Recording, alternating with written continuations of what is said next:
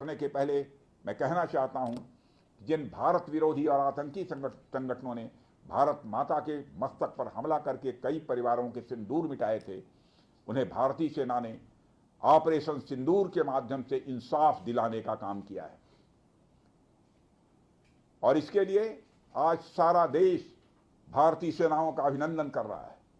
Operation सिंदूर सिर्फ एक सैन्य कार्रवाई भर नहीं है, बल्कि भारत की राजनैतिक, सामाजिक और सामरिक इच्छा शक्ति का प्रतीक है।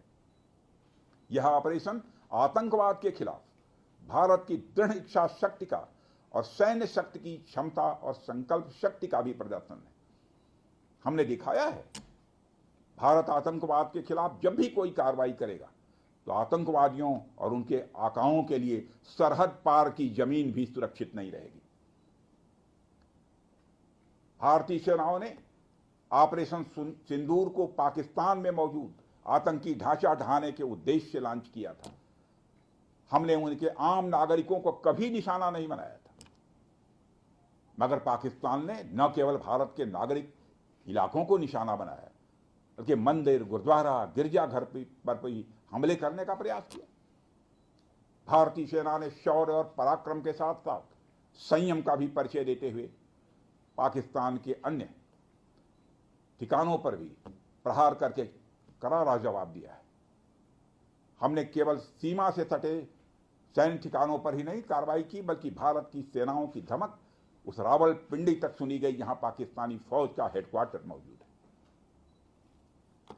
मित्रों, भारत में आतंकवादी घटनाएं करने और कराने का क्या अंजाम होता है, यह पूरे विश्व ने उरी की घटना के बाद देखा, जब हमारी सेना ने पाकिस्तान में घुसकर सर्जिकल स्ट्राइक की।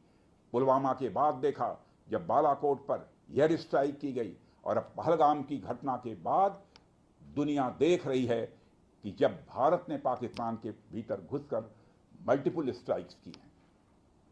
आतंकवाद के खिलाफ जीरो टॉलरेंस की नीति पर चलते हुए हमारे यशस्वी प्रधानमंत्री नरेंद्र मोदी ने स्पष्ट कर दिया है कि यह नया भारत है जो आतंक के खिलाफ सरहद के इस पार और उस पार दोनों तरफ प्रभावी कार्रवाई करेगा। यह हमारे प्रधानमंत्री जी ने स्पष्ट रूप से यह संदेश दे दिया है।